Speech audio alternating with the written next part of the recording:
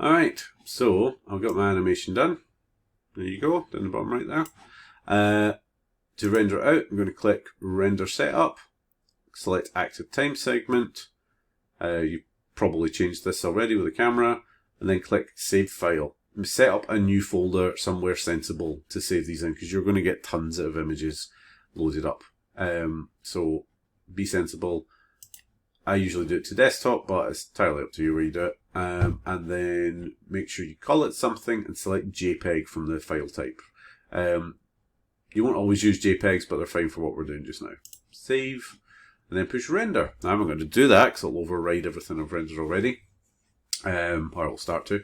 But you push that and then you wait, and it'll took me an hour and a half to render this all out. Might take you longer, might be shorter, just depends. And when you're done, you will end up with where are they? See how organized I am. Yes, you will end up with tons and tons and tons and tons and tons and tons of images. So each frame is going to be its own image. Each one of these things becomes an image, just like magic. And that's fine and dandy, Mark, but I've got 375 images here. What the hell do you expect me to do with them? Well, what I expect you to do is turn them into a video. And I'm going to use After Effects. Now, I like After Effects a lot. I'm used to using it. You don't have to use it, though. Premiere Pro or Windows Movie Maker, I think, probably does it, or any of these. But you guys should have access to After Effects, so there's no reason you shouldn't use it. If you're in the Premiere Pro camp, then fair enough, but you're wrong. So I'm going to go to File, Import, File, and then all my images here. So select one of them, and then Control A on your keyboard. You can either draw a box over all of them, or Control A, select them all, and then make sure to click Import JPEG Sequence. If you do not bring it in as a sequence, you will bring it in as 375 or whatever different files, and it will take ages to load up, and it's a pain in the arse to work with. Just don't. If you do that by accident, just tan the whole thing and start again. So import JPEG sequence, import, and there you go. Oh, now to bring this, so that's a video now, but we need to bring it into our composition. So you can either click New Composition, set up the size and the time, etc. But the easiest way to do it is to just drag it onto New Composition from Footage, and it will automatically set up the size and the time on the timeline. And then you push 0 to play it back. And there we go. Every frame playing after each other frame makes a moving frame, also known as a movie or film or video. It's fabulous. So if you're happy with that, then you just go to File, Export, add to Media Encoder queue. You will have to have Media Encoder installed as well. And then wait for that to load. And it should be pretty much set up. So you just need to give it a minute to sort itself out.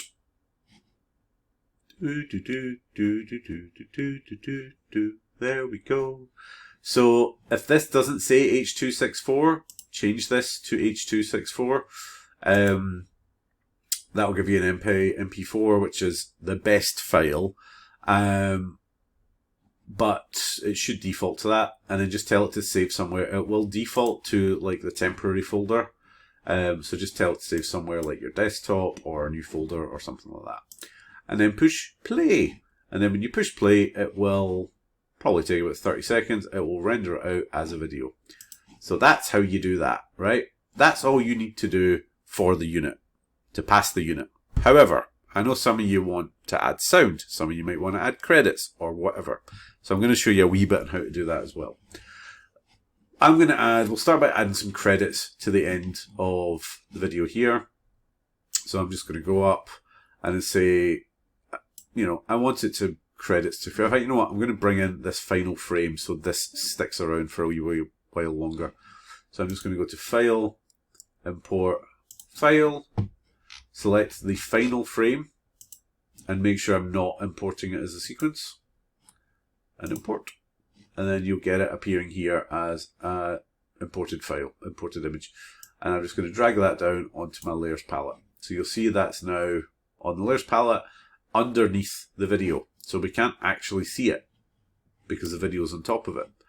So what I'm going to do is just add this to the end, but it's too short. I want to play my video and then have more time. So I'm going to make the time longer. Go to composition, composition settings, and you can change the time here. Now remember, this is not seconds, this is frames, seconds, minutes, hours. So I'm going to change that from 15 to 20. And then it doesn't look like it's changed here, but if you zoom out the timeline using this wee slidey bit, you see there's 5 more seconds of footage there. So I can drag this image along to the end. And then after the video finishes, that will just stick around because the last frame of the video is the same as the frame I've just brought in. So that won't change anything at all. That will play through. And now I'm going to fade that out over the last, I don't know, 2 seconds, I guess.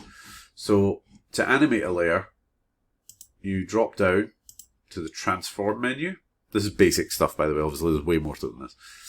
I'm going to go to opacity. And at the end there, I'm going to change the opacity down to 0.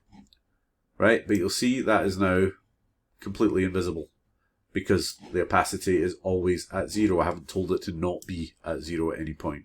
So I'm just going to go to 18 seconds, I think. I'm going to change that to 100. So up until 18 seconds, the opacity is 100, and then it's going to fade out because it goes from there to there. From that keyframe to that keyframe, it's going to go from 100 to 0. Like so. But say I want to do more, right? The example I use, I want this to zoom in onto the mouth. So there's a number of ways to do it, but the way I'm going to do it, because I'm working with a still image, is I'm actually just going to make the image bigger. I'm going to make it grow out towards the screen. So I'm going to go back to here, where the image appears, and I'm going to go to scale and turn that on. I want that to be 100%, because that's the original size. And then I want it to zoom in all the way till it fades out at the end. But I can't see that, right? So I'm just going to move back to a point where I can see it. And then I'm going to scale up. Right, that's fading, that's going into his cheek, which is not what I want. So I'm going to adjust the position as well. So I'm going to go to position, check the wee stopwatch to turn on the keyframes. And that's the starting position, right? Now that's not really where I want it to go. I want it to be in its starting position here, but then follow the mouth essentially till we get to here. So I can easily just, I could have moved that back to there before a set position, but once I've got that keyframe in, I can just move that keyframe up and down. So I'm just going to move that back to the starting position here. And then I'm going to go further up and then move to the final position, which is going to be about there, I think. And then I'm just going to grab that and move it to the end. So when I play it back now, it's going to zoom in and it's going to focus in. Well, Most, why are you doing that there? It's going to go in and move up at the end. That is, why is it doing that? Oh, Mark, why do you always do these things? Right, screw it. So that didn't work. I'm just going to delete that keyframe. I'm going to go to the end. I'll maybe adjust the opacity so I can actually see if that makes sense. And then I'll move it up on its position to there. And then try that. It's still doing it. Why is it still doing it?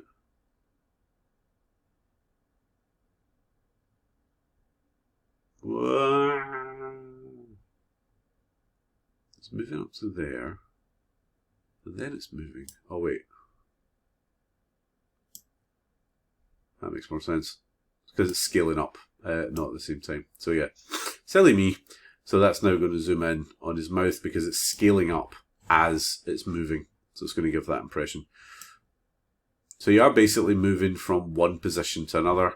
I'm going to go to the end and put that opacity right back down to that. Like so. So let's play that back. If I don't want to play back the whole thing, I'm just going to play back this portion. You want to move this wee bottom slider here underneath the seconds, and that'll just play back from that point. So 0.